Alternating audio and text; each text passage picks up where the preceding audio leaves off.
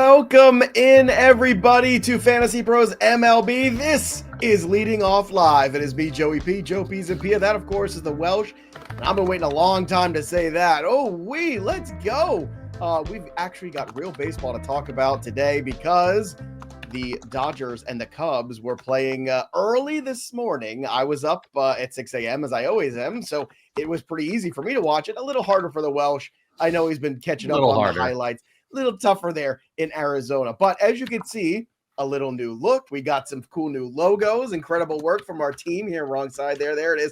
Oh, yeah. And all of you hanging out, joining us on Twitch. Now, for those of you who are watching on YouTube, live on demand there, as we are always going to be a live show to tape, no matter what. We're not pre-recorded in that kind of weird way. We go live because that's the beauty of this show. But it is a little different this year. So if you're going to watch us live and interact, get your questions answered, all that fun stuff, all you got to do is go to Twitch, twitch.tv/fantasypros. It's easy, it's fun, and it's a great way for us to take this show to the next level. I know it's different, but this is the pitch I'm going to make to everybody, Welsh. You ready for this? All right. When you join Twitch, I love Brooklyn Nine-Nine. Great show, right? Great show. Started off on Fox, right? Everybody loved it. They wanted to get rid of it. They wanted to move it around.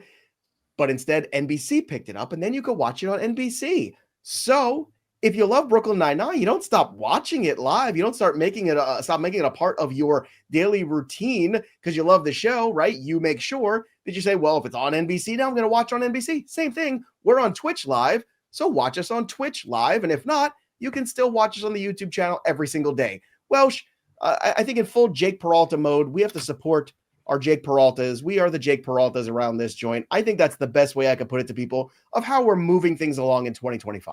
I think that's a good sell. That was a very good selling point. You like that? Nothing. The only thing that changes on YouTube is the live portion of it. The video is still there. Maybe it'll be out earlier than ever. The live portion is just moving here. So I know it's very, very stressful, but all you do is get the other app, come and watch us live, 12 p.m. Eastern every single day, and you're golden. If live is your goal, because we'll be answering questions. We've got the whole set of Monday through Friday baseball action for you. If you want live, if you are not a live guy, nothing to worry about. Nothing changes for you. Easy. Change is not too scary. We're still here for you to hold your hand the whole way.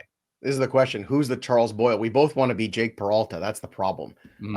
But probably me. I'm more the Charles Boyle. I do love to cook. I am a food snob, so that's probably the way it goes. You're definitely more I would like to be the Andre Brower. I think that would probably be, the ultimate level. But, we've got a long way to go. I never watched the final season. Oh, it's good. It's good. Yeah, and the character names are kind of escaping me a little bit, but phenomenal show. I don't watch a lot of sitcom-y, cable TV type of shows. Brooklyn Nine-Nine is near the top. It had an amazing run of seasons. So funny. So funny. I missed when Gina Linetti left because she had brought a certain madness to that show that I really enjoyed. That would be the character who is she's the secretary for I know you're talking. Yeah, exactly. So wonderful. I'm blocking on the name of Gina Linetti. What's her name? What's the name of the actress who played her? Oh my god, Chelsea Peretti. Hilarious. Married to Jordan Peele, by the way.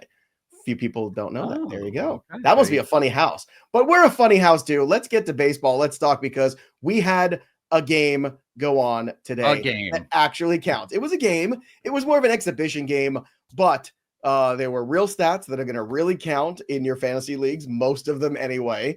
And we want to recap all of that. And I think it's a fun thing to take a look at what was there, what wasn't there. First, the pomp and circumstance, the fact that you had two Japanese pitchers, first time ever going against each other on opening day, having that happen in Japan with Shota Imanaga and with Yamamoto. That was terrific. The Pokemon opening, I don't know if you saw this. Yeah. With the monsters of Major League Baseball coming to Japan. I'm not a Pokemon guy. I'm too old for that, but I thought it was cool anyway. So I enjoyed this. The crowd was live. The crowd was very excited. They were so excited when Ohtani would come up, and then would get really quiet too because they were watching so intent. And it was a game that had a few moments. It was interesting because Shota Imanaga, a guy that really is good with control, walked four guys. I think that's a career high for him, for Shota Imanaga in this one. So control was a little off. In the second inning, he worked around those walks. He had walked a few and was able to get around it. Second inning, a bit of a tough one for Yamamoto as well. Miguel Amaya had the big hit there. That was great to see. So I want to talk about the pitching performances first because they were limited. They felt like exhibition-y sort of feel to everything. But neither guy to me looked super comfortable. Neither guy looked like they were in a groove. It felt like spring training to me, and I wouldn't take too much out of this. What's your take on what you saw from Yamamoto and Imanaga this morning? Yeah, I mean, I would say, first off, both the performances, even though they're like a little squirrely if you're looking at like command, they're both great. I mean, Imanaga ended up, getting that splitter going. I think it was, let's see, I think it was 4 shutout innings. Yeah, 4 shutout innings. He didn't give up a earned run. The sweeper was a little bit wonky, not penguinish, but just wonky. He ended up throwing 31% fastball, 39% splitter. We were seeing some sweeper in there, so he's not just 2-pitch pitchy, which is very good, but it was only a 33% zone rate. It just didn't do a whole lot. I got a couple called strikes. Everything was coming off of the splitter. Fastball was all right. Imanaga was solid. And the same thing can be said about Yamamoto. Interesting on the betting side, it was almost plus money for Imanaga to walk a guy. Can you imagine if you could have got 2, 3 walks on the plus side? It was like minus 160. Well, because he's not a guy who walks. You could see the frustration on his face too. He just didn't have that feel, that command that he usually does. And you would see him, and I want to say at least the first one was a 3-2 count too, where he just like so defeated. The catcher was throwing the ball back to him, and they had a close up, and he was like, "Ugh, like I can't believe I did that," and put the first guy on. And luckily he was able to manage it. But you're right, like it was just not your vintage Imanaga. No, and both of these guys, the lines were telling us so much. By the way, you want to get some peek out of what the books knew. It was 14 and a half outs for both of these guys. So for you at home, that's under 5 innings. They had like dual parlay of like 10 strikeouts for both of these guys. Not only did they not hit that, both went under their individual strikeout props. Both went over their walks because it's the exhibition. Just real quick on Yamamoto, fastball splitter combination was pretty phenomenal. The splitter had a 47% whiff rate.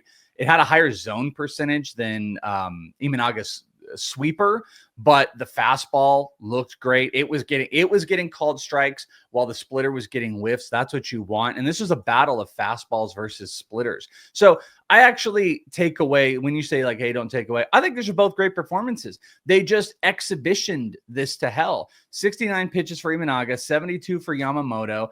That's well under what you would even expect on an opening day. You'd be looking at closer to like a 90. 80. Yeah, 85 is kind of the number that had stuck in my head. So they went under it. And that's like a twofold thing for me at the end of the day, Joe. It's like, incredible atmosphere, incredible everything, except they bury the game at 3 a.m. on Pacific Standard Time, 6 a.m. on the East. There's nothing you can do. You can. You can make it later, and you can make everybody there go to the game later. 100%. You can do something about it. That's, I think, a first mistake with all this stuff. You just can't bury these games at, I don't care where it is. Though, because then, like, what is the player's body clock like too? You want to start games at 9 p.m.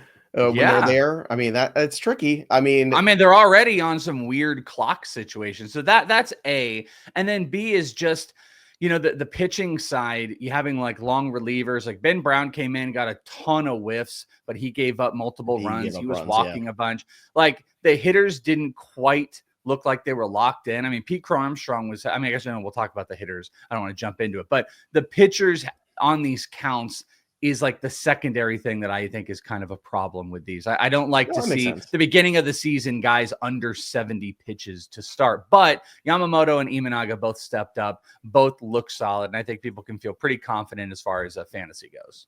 And what I'm confident is that our intelligent, good-looking audience, our peanuts and our Cracker Jacks, are going to continue to find us on Twitch. Here's Mr. Buster. Whoa, we're on Twitch now. Clearly, Mr. Buster found us. And appreciates, thanks to the Welsh Discord announcement right before the show. Boom. Now we're here. So this is it. See, we were over there and now we're over here now. That's what we're doing. It's going to be very easy. Now, there were some people that weren't over there. They went over there, but they didn't play. Freddie Freeman did not play. rib discomfort. I don't That like the came sound of that. like I was What? up late. I had to tell you, I was up like late, unfortunately, for some reason. And it was a couple hours before the game started on the West Coast. There was no announcement, at least that I saw, about Freddie Freeman being scratched. So that one was late. The Mookie Betts one we've known, and it's kind of a little scary. The Mookie Betts one lost 15 pounds too in this illness. I didn't think Mookie Betts had 15 pounds to lose. Yeah, where did He's that not come exactly from? he's not a big fatty walking around necessarily the clubhouse. This is not It's not me. Rich Like, I Garces. lost like 20 pounds in like 2 weeks or whatever from being super Yeah. sick. Like, I can lose that. He Bartolo can't Colon lose loses that. 15 pounds. That's good. His heart will thank him. I think that's, Yeah. and I love Bartolo. I absolutely adore him. But obviously, guys aren't going to push it, nor should they at this stage. Like, that's where we're at with this stuff. So, again, very exhibition feel. It also felt to me a very, I guess, set up for the rest of the year, right? So, Dodger starters are going to keep you in games, right? They're going to get to your bullpen. They're going to hit the snot out of your bullpen. Then they're going to drop that incredible bullpen on you, and it's lights out, game's over. To me, it was a very Dodger victory today, and I think a harbinger of things to come in the future. That Would you agree?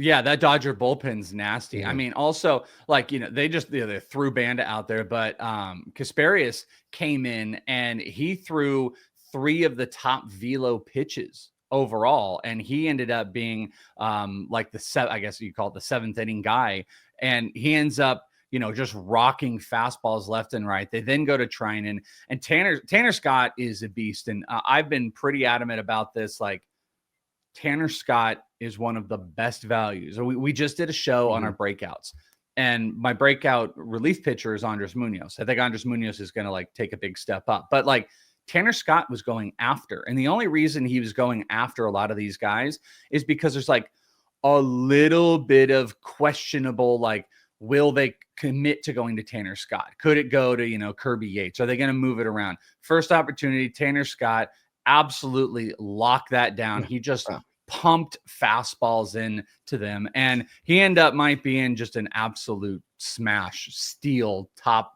8, top 7 closer when it's all done. McTunda out here too, answering the question, what's the over-under for the Dodgers win total? 109.5. Is that true? Is that the number? Well, I got to look at that. I got to double check on that one. It's good to see our Peanuts and Cracker Jacks filtering into the chat. Also good to see the youth. That's right. The children are our future. Let them lead the way. And Matt Shaw, purchased contract. He played in this game. It was good to see him out there. Again, I'm not going to take too much out of the one outing here for Shaw, the one appearance here for him so far. He started off spring training slow because of an injury. He's picking things up, but this is good. It's good to see Miguel Amaya, who made some adjustments last year in the second half. I mean, that's an offensive potential catcher there in fantasy leagues. Like, don't sleep on Amaya. Like, that could be a guy that could, pop and unexpectedly so and be a guy we're talking about a waiver wire in single catcher leagues in 2 weeks from now that you got to go running at him. So we might want to be ahead of that game too. But Matt Shaw, great to see him playing with the Cubs. This is what the Cubs should be doing. There's nothing left for him to prove. We just did our all sleeper team, our all breakout team. I'm not going to tell you who had Matt Shaw, but I will say Matt Shaw was on one of those lists. Those shows will be out on YouTube this week. But Welsh, I mean, I don't think there's anything left for him to do with the minor leagues. You got to get to the major leagues. That's what it's all about. Yeah, by the way, I don't know if that was my computer or yours, but it was the puppet. We almost had a Puppet Joe situation, but I haven't missed 1 second.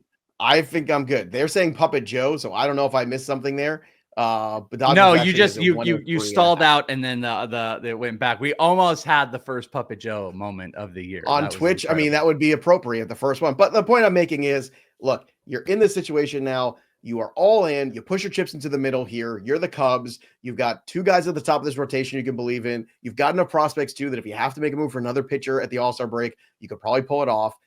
You moved, Cam Smith for Kyle Tucker, and now it's all in. Play Matt Shaw, see what you get out of him, and I think you're going to be rewarded. So, again, how did this make you feel to see Shaw as the opening day guy here for the Cubs? Yeah, I mean, the performance didn't do much. Obviously, he ended up having strikeout, didn't 0 for 4. But Callie, I don't know if you're able to go back to the lineup thing for just 1 second, the lineup screen, if we could look at it. Because I'll tell you the thing that gets me excited. By the way, in case for the people who are asking, he did have 2 strikeouts in the game, but he did play third base. There were some questions, where would he play potentially? But third base is the spot.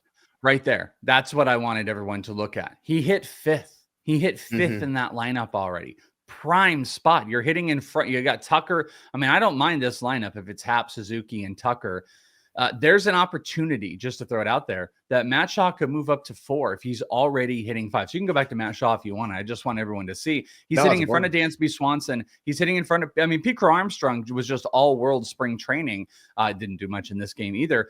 But, and I don't know how many lefties they want to put up at the top. Having that speed at the bottom is great. But having Matt Shaw in, optioned up, he's starting at third base on opening day in Japan, and he's hitting 5 tells you a lot. I feel very comfortable with an investment in him. There's kind of a betting side to me too, because NL is still a little bit open. Rocky's the favorite. You've got Dylan Cruz. Matt Shaw's still around 4 to 4.5 to 1.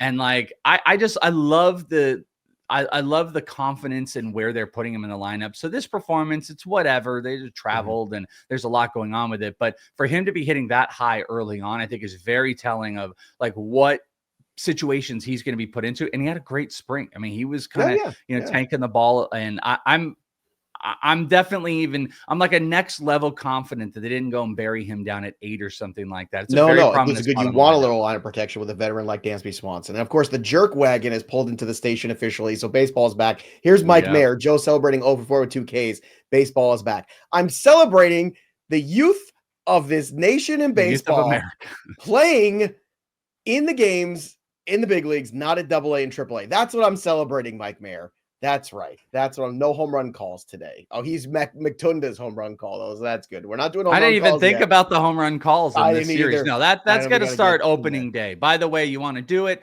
go over. It's premium Discord. I believe if you just have a Fantasy Pros, it's something I learned. If you have a Fantasy Pros premium account, there's also the premium Discord, fantasypros.com/Discord. You can join in. I did an announcement before to show everybody that we're live. We have AMAs. We have rooms. We're going to have cleaning up is out there. But what we also are going to have is the home run calls. You guys can take a part in it. We usually have prizes for the winner at the end. You make a call every single day. Get on the leaderboard. We celebrate you.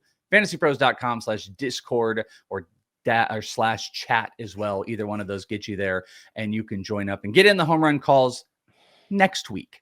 We're going to get you caught up too on everything that went on yesterday in spring training. Before we do, your drafts are coming up also. So now's a great time to use the draft assistant. So what do? Well, you download MLB Draft Wizard, you sync your leagues for free, and you use the draft assistant. That way you can get real-time customized cheat sheets, suggested picks built on your rankings or a consensus of experts you want to choose. All the tools are there for you to be successful. It connects directly to your draft and provides you the real time. Boom, it's right in your face. Pick this person, take this person. It'll tell you also what's going on with the teams picking around you. Don't take a closer because the 2 teams drafting after you already have 4 closers. So wait, take something else. Then when it comes back to you, take a closer. That sort of insight when you're on the clock is how you are successful. So use Draft Assistant along with our suite of tools over on MLB Draft Wizard today. Sync your leagues for free and use the Draft Assistant to start dominating all of your leagues and especially those drafts. All right, let's get after some of the news. We talked about Mookie Betts. We talked about Freddie Freeman. Those things are concerning for us nonetheless. I want to talk about something good. Justin Verlander, 6 strikeouts, 5 shutout innings. Now, it was against the White Sox. So I think that is the one caveat there. But good to see that the old man still got something left in the tank. Anything you want to take out of this? I know in one of our previous conversations, we've been talking about Scherzer, Verlander, some of these older pitchers that are just buried in ADP. And I want to say you said that Verlander was the guy that you were more willing to take a shot on. So that must be making you feel warm and fuzzy in your tummy that you saw Justin Verlander do this yesterday. Yeah, not the way I might phrase it, but yes, I do. I think it is. Good. I think it's exactly the way to phrase it. Warm and fuzzy in my tummy, Justin Verlander. Nope. But what I will say, he's at 6, having the strong spring training, 16 innings pitched so far, 15 strikeouts to 4 walks, low whip. The stuff looks like it's kind of back, and the ballpark factor. It is such a battle of like what these guys do in spring versus like putting any extra oomph into a guy. But Verlander has been free. And the back end, when you're post 250, like we can talk ourselves into some good starting pitchers, but it becomes few and far between. Then you look at this guy and you're just like, all right, well, it's been a really good spring for a 40-plus-year-old. He's in a great ballpark. There's an improved offense when Adames is in it. I think there's just like some check marks you can say like, well, we're checking off multiple elements that say he's worth the risk, because also at the end of the draft, like you can go and take, I don't know. I loosely just say like a Ben Brown. You could take those type of guys with, hey, maybe they'll start blah, blah, blah. But Verlander's a guy that's going to be in the rotation all year. And if it works, I think I'm relatively comfortable with it. So I feel pretty good about that. And I'll also say it is the White Sox. The White Sox lineup is a tiny bit more interesting than it was like from last year. Miguel Vargas has third base locked down. There's another sleeper to look at in the back end of like deeper drafts. Brandon Drury has had an insane spring, and he might end up making the roster at second base. Yeah, Chase Meadroth it looks like he's going to play short. He doesn't strike out.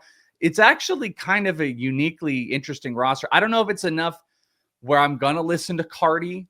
If you check out our MLB bets podcast we talked about with Derek Carty from Fantasy Fest, one of his favorite bets was the Chicago White Sox season total over. I don't know if I can go there, but this team is a little bit more well-constructed and interesting, I think, than what last year's abomination was.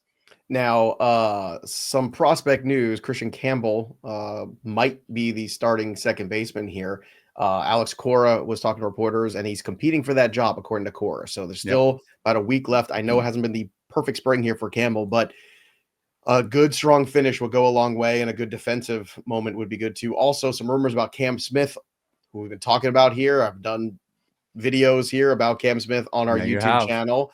I told you that dude's a beast. He, I think, is worth a shot. Let's see what he's got here. And here's a question from Hoodat, friend of the show, Mr. Prospect Welsh.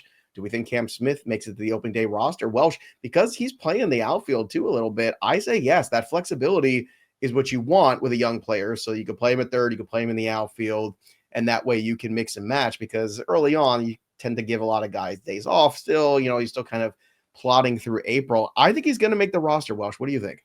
I do too. I think at this point, I mean, you're starting to see guys. Jack Caglione is a prime example. He was just sent down out of camp. I think it was yesterday. So you're starting to, and he had, they were joking, like 300 WRC plus in spring. Like he's in 500. He's a monster. Awesome spring. See ya. You're going down. It's not any guarantee for any prospect. There's still a lot of these rosters are like 40, and you got to get down to like 25. So there are cuts to be made. So there's no guarantees. But when you get to past mid-March and you're still on the roster, the opportunity goes up. There's a lot of comments that are out there about it as well. I think he would come in and be an outfielder immediately. I think he'd be a starting outfielder, and then they would probably complement him by playing some corner. And another reason behind it, I wanted to bring this up. We didn't talk about this before, but like one of the most shocking spring things to me has still been that Alex Verdugo has no job. Like we've seen so many guys even late, like, okay, this guy signed, Jose Quintana signed with the Brewers. But if you look at Verdugo's not the most liked guy around Major League Baseball. Okay, but he is I think he's 29. He's sub 30 years old. Great defender. Multiple teams have talked to him. And one of those teams was the Houston Astros, that they were looking for a corner outfielder.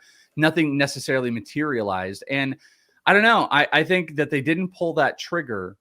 It kind of tells me that this team is willing, to take a stab at that PPI and try to get the extra pick, and B, that they think he is at a level that is going to be able to work. He can defensively play at some point. He could, they can move Paredes to second, they could just move this around. That I really do think Cam Smith is going to do it, and hat tip again to that PPI program. That I'm hoping that the Astros are looking at this and saying, like, we do want to take a stab at getting this first round pick get rewarded. And I really do think like he is one of those prospects that's going to be out there. And I moved him up in my draft ranks because I feel a lot more confident about him. And Christian Moore are the two guys that no one talks about that I really do think have good opportunities to make. I like the Moore call too. Here we go. Debbie Downer's back again. There was a report yesterday that David Hamilton could get that job over Christian Campbell for Mike Mayer. Wah, wah. Yeah, I know we could, but that's not fun. That's not exciting. Make sure you check out the cycle here on the FantasyPros MLB for more Debbie Downer moments with Mike Mayer. The show's just going to be, those reaction videos on YouTube where people like listen to a song and they're like, "Oh man, it's just going to be Mike Mayer." For a second on me. So all I know is we almost got a Puppet Welsh. We almost got a Puppet Welsh and a Puppet Joe. I think it might have been you, but I don't know. The chat can tell us. Did I freeze or was that Joe? Guys, but let us know here. Let us know. But you know those reaction videos where it's like they listen to a song and they're like, man, and they pause it. The cycle's just going to become Mike Mayer listening to videos of you, pausing it, and just refuting everything you say. Those would be great. That'll be great videos. Oh, good times. You know what else is great? My Playbook. If you want to manage all the leagues you're in, the best way to do is with My Playbook. You can even set your lineups from different places. You got a league at ESPN, a league at Yahoo, 2 leagues at CBS, 3 at Fantrax. Guess what? You can set your lineups all on the app right now on My Playbook. So download My Playbook MLB. It's available also fantasypros.com/MLB My Playbook. That's easy enough. Download it. Sync your leagues. It's free. It's so helpful. You can find the guys to add to your team. You can search all the waiver wires in your leagues as well, just from the app, and then go make the moves. You'll also find trades that you might not even thought about of how you can improve your roster. So download My Playbook for MLB right now, wherever you get your apps. It's in the App Store. It's in the Google Play. It's in all that spot. You get the optimal lineups every single week too, and a whole lot more. And did I mention it's free? So just go and get it. And of course, when you're premium at Fantasy Pros, you get more bells and whistles on all these apps, and they're pretty damn amazing. I'm just gonna say. More news and notes to get through. We have Zach Wheeler starting opening day. That's important.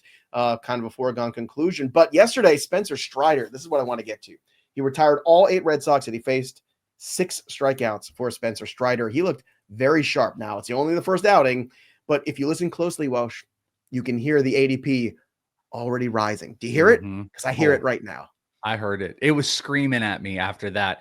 The 7 strikeouts off of 2 and 2. I mean, be still my heart. Like I mentioned this in conversation with Eno on the Ultimate Pitching Guide Part 1 of saying, like, when you have when you have this like push for Jacob deGrom, that Jacob deGrom can be a top 5 SP in a 10-man league, or he's a top 10 in a 12-man league, and 15 he's risky, and everyone's having these conversations, and it's a lot of deGrom. We got to have the conversation about Spencer Strider, because Spencer Strider, I mean, don't be shocked when Spencer Strider has more innings pitched than Jacob deGrom, and he misses little time at the beginning of the season. But that beginning of the season might be the only thing that kind of tails us off from that. Now he's obviously, coming off of the brace, and we have to see how that's going to hold up on the season. But like, to see that performance, to see him pitch and be able to get this game in, makes me feel confident that the time missed, whatever that's going to be, is short, and that he's a smashing steal. I had him pitcher 37 in a row going into, with no update, going into that start. I got to be honest with you, Joey. Like, this 30 range is killing me, because I look at Shane McClanahan, Sandy Alcantara, and Spencer Strider, all of these guys that were like 30 to 40 or whatever in ranks. They're all out there. They're all pitching. They all look good, and they all have top 15 upside. It's just about a matter of, like, what are those innings going to look like? I'm not going to be shocked if Strider goes inside the top 25 of some drafts this week. I don't know if I'm going to move him that high, but like, take Joe Ryan. Joe Ryan, we had some velo downs. There's some concerns there. Could I justify taking Spencer Strider over Ryan? I might be able to. Spencer Strider is an SP3. I think it's in play, man. I don't want to get too overzealous. It is risky taking a pitcher that is like really coming off of an injury, like Alcantara and McClanahan are further away, but Strider is at the level that he is one of the best pitchers in baseball. And I truly think he is in conversation of deGrom light when you justify taking him. You might be better avoiding deGrom in a draft around SP 11 or 12 and take Strider around like SP 28 or 29, and you might get a very similar return. Look, it's going to rise. It's going to be very evident this weekend, because this is the only sample size you're going to have before drafts this weekend. He's not going to pitch again well, he might pitch on Saturday, potentially, right? If we're on like a 5-day schedule, we're trying to bring him back. Saturday, Sunday, or maybe Saturday or Sunday. So and it's one you watch with bated breath, right? Because you don't want to have any setbacks. You don't want to have any issues, but that's a huge one, because right now the ADP is, above the Shane McClanahans and above the Sandy Alcantaras, who are going to be there day one. Strider, no matter what's not going to be there opening day. We know this already. How long is it going to take him to ramp up? Does he have any setbacks? Those are the big questions. We teased it, or we joked, I should say, on the show yesterday. We were doing about, well, baseball's back because Royce Lewis is hurt, and he has a moderate left hamstring strain. So if Spencer Strider is moving up now after that, clearly Royce Lewis ADP is going to take a massive hit. So anybody this offseason was going, okay, I'm going to go back in there, give him one more shot. Welsh, how do you do this? How do you continue to take flyers on this guy when he just continues to show you he can't stay on the field? This was a crazy stat I mentioned on the other show. I'm going to mention on this show today too. I think it was 23 or 24 games combined where Correa, Buxton, and Lewis were all on the field at the same time. So, I mean, Wonky Penguin, cover your ears. I know in Minnesota, they're not happy about that, but geez, man, like Royce Lewis, where do you feel comfortable drafting Royce Lewis? Because when he's on the field, he is a tremendous talent. Do you have the on ADP the field, or even ECR? Yeah, I'm curious because like I think I'm a bit lower, but man, I'm not, I mean, like, yeah, now that I'm looking, I don't think I was. I'm making some readjustments here. You can't have 113 overall. That's where he is. He's going behind Jake Berger now, which was not the case last week. That was Royce Lewis was going over Jake Berger in most drafts that I saw for sure. He is going ahead of Matt Chapman. He is third baseman, 13 on the board. Eugenio Suarez at 14. So there you go. That might be it. That might be the play because like he's just I don't draft him. I don't think I drafted him once. And every freaking mock draft I did here in this league, everywhere, I never drafted him. He's not a target for me. I'm not sure that even the proverbial juice is worth the squeeze. Like batting average really stunk last year. We know he can go in these big spurts, but you know, at this point, it's a really good. I would rather have Jake Berger, and frankly, I think I'd rather also have Matt Chapman. I mean, I love drafting Matt Chapman right now. Some of the underlying skills kind of dipped a little bit, and you've got a hitter-friendly environment, but at least he's out there. Like this was Royce Lewis just running out of the box and trying to get to first base and pulling up. Like I have no reason to believe this isn't going to keep going on. This is that adage of injury prone versus injury plagued. And I think he's all both. Of it. Yeah, he's all of it. Yeah, he is both. He is the alpha. He is the omega. He is the sunshine. He is the darkness. He's all of it. And it's just, I mean, it's very frustrating. It's very frustrating at this point in time. Would you rather have Paredes or him? Paredes, because I think he's going to play more. Might have similar batting average. I mean, Paredes, 230, 240. Royce Lewis dipped down last year. Great ballpark for Paredes. I'm not sure that Paredes is a worse pick than Royce Lewis. Here's Wonky Penguin. Does Royce Lewis stretch? That was a very funny one. I like that. I don't know, but it's certainly nobody knows. It's a problem. It's certainly a problem there. All right. Welsh, before we close things out here today, Grayson Rodriguez elbow is going to play catch today. We'll see how that goes.